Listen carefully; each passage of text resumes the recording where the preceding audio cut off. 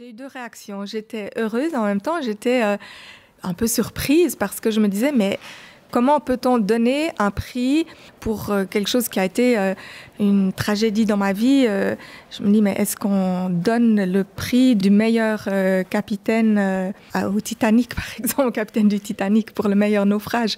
Mais après, j'ai bien vite compris que c'était un prix pour la combativité, pour la résilience et ce qu'on avait réussi à refaire et à reconstruire dans sa vie après un événement tragique comme ça.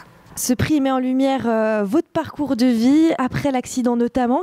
Si vous deviez peut-être retenir une étape clé de celle-ci, laquelle ce serait soit un moment ou soit justement un état d'esprit par rapport à ça? Tout au long de ces années, mon état d'esprit a été l'enthousiasme, l'envie de reconstruire, l'envie de découverte. Et c'est ça qui m'a permis de faire tellement de belles choses dans toute cette carrière sportive que j'ai fait en paracyclisme et ensuite mon retour dans le monde du cirque en tant qu'équilibriste sur les mains. Vous avez été distinguée lors d'une cérémonie qui était prévue à cet effet. Est-ce que vous pouvez nous décrire, pour les auditeurs qui nous écoutent, peut-être l'ambiance qui est ressortie de cette soirée et peut-être qu'est-ce que vous avez ressenti ce soir-là? C'est une soirée qui s'est déroulée à Notteville, au centre suisse de paraplégie. J'ai ressenti beaucoup de gratitude, de bienveillance là-bas. Il y a eu en fait un film qui a été montré sur tout mon parcours de vie pour que les personnes présentes à cette soirée de gala puissent comprendre un petit peu ce que j'ai fait durant toutes ces années suite à l'accident. Et puis après, la présidente de la fondation a fait un discours et moi j'en ai fait un aussi. Et il y a eu beaucoup de joie et beaucoup de positivité. Au-delà de l'honneur personnel, qu'est-ce que ça représente pour vous ce prix dans le combat plus large pour la visibilité et l'inclusion des personnes qui sont en situation de handicap ou qui auraient vécu des accidents? J'ai vu notamment que vous avez noté sur Facebook via une publication que l'important finalement c'était de briser les barrières et de construire un avenir qui est plus inclusif. En effet, il y a toujours des personnes qui ont un certain serment à l'estomac ou des préjugés par rapport au sujet du handicap.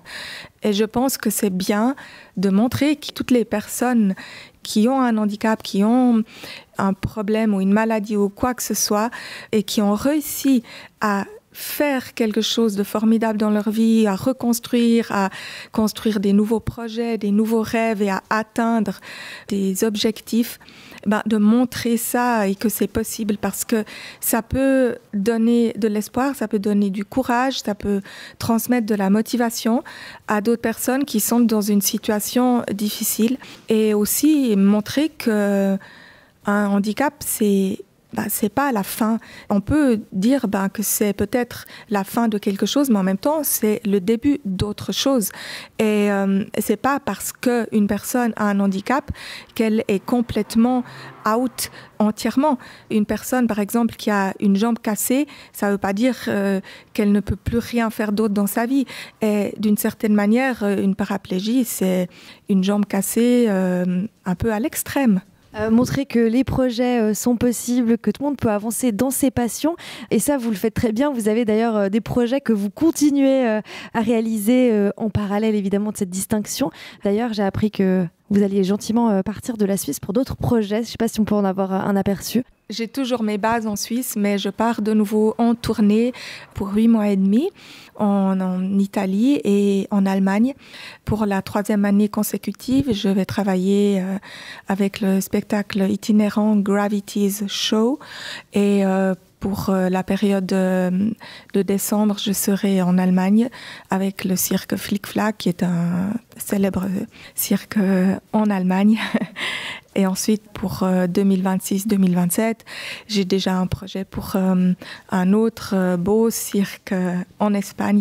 Donc, la vie continue et je suis très heureuse de tout ce qui se profile devant moi.